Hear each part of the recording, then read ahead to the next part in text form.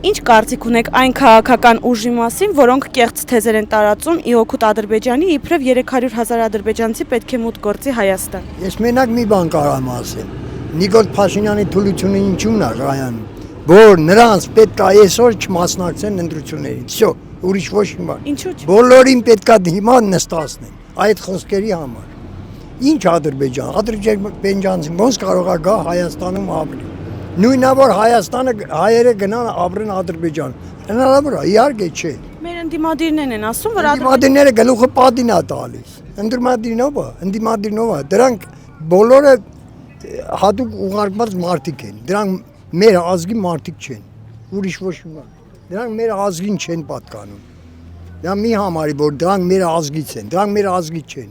Այն մարդը, որը ասում է գալիս է Ադրբեջանից, նշանակում է նրանք հայ չեն։ Ուրիշ ոչ մի բան։ Շնորհակալություն։ Խնդրեմ։